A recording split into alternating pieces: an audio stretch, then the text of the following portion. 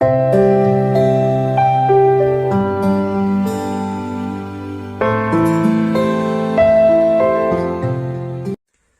queridos, graça e paz. Deixa eu te fazer uma pergunta. Você tem mantido o distanciamento? Como você sabe, nós estamos há mais de ano vivendo uma pandemia sem precedentes na história. E palavras como o uso de máscara, distanciamento, têm feito parte do nosso dia a dia como nunca antes. Mas eu quero falar hoje sobre um distanciamento que pode ser muito prejudicial à nossa fé e que, ao meu ver, muitos de nós como igreja temos praticado esse distanciamento. Lá em Lucas 10, do verso 25 ao 37, o Senhor Jesus, ele vive uma experiência de alguém vir confrontar ele. Um perito na lei veio para testar o Senhor Jesus e colocá-lo à prova. E esse perito na lei fala para o Senhor Jesus: Senhor, o que é preciso fazer para ter a vida eterna?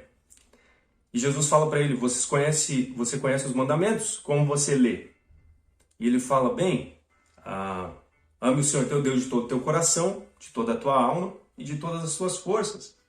E ame ao próximo como a você mesmo.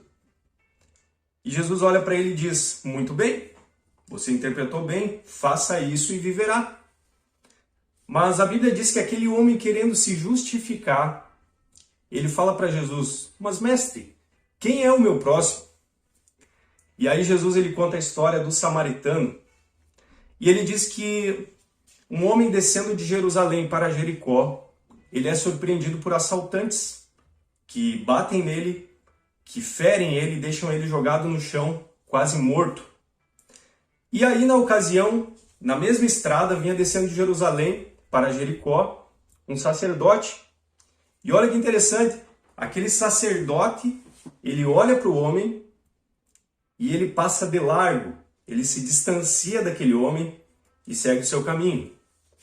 Mas diz também que um levita, ele passa pelo mesmo caminho e quando ele chega e vê onde aquele homem estava caído, quase morto, ele olha e também passa de largo, se distancia daquele homem e não o ajuda.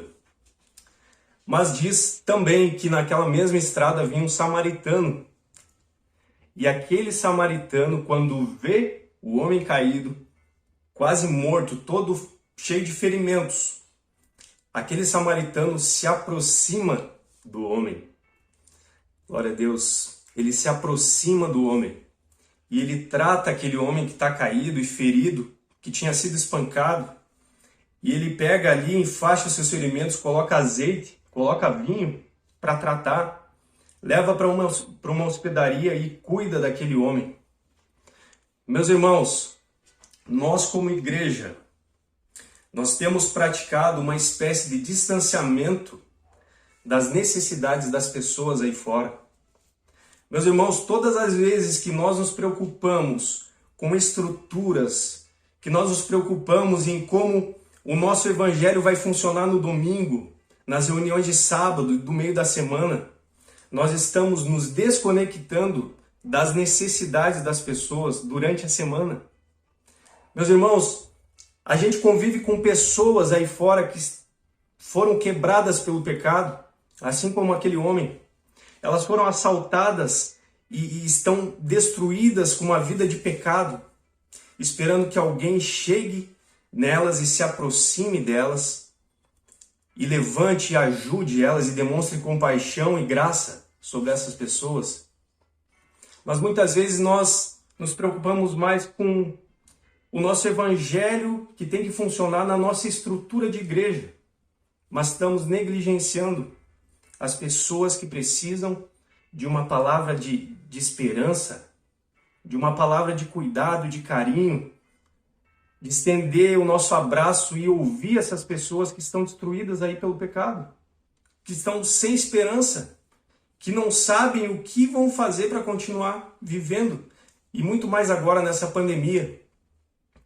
Meus irmãos, o Senhor Jesus, lá em Mateus 9:13, quando ele se reuniu na casa de Simão, na casa de Mateus ali, para ter um jantar ali com as pessoas, com publicanos, com pecadores, Os religiosos da época, os fariseus, se aproximam dos discípulos e perguntam: por que o mestre de vocês janta com pecadores? E o Senhor Jesus fala assim, ó, os que estão sãos não precisam de médico. Vão e aprendam o que quer dizer essa palavra. Misericórdia quero e não sacrifícios. O Senhor Jesus, meus queridos, não está preocupado com estruturas.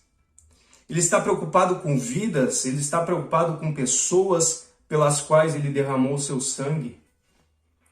Então, ele confia a nós como igreja o ministério da reconciliação. Ele espera que a gente não se distancie dessas pessoas que estão sem esperança aí fora, mas que a gente se aproxime delas e leve o evangelho e também leve uma ajuda, compaixão e graça e atenda às necessidades básicas dessas pessoas. Nós temos o ministério da reconciliação e nós temos a mensagem que pode transformar vidas, que pode dar esperança novamente para uma pessoa destruída pelo pecado.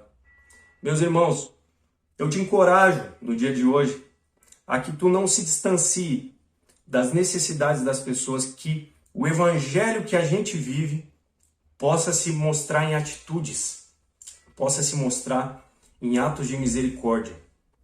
E o maior ato de misericórdia é levar a palavra de Deus para uma pessoa, levar ela a se reconciliar com o nosso Salvador.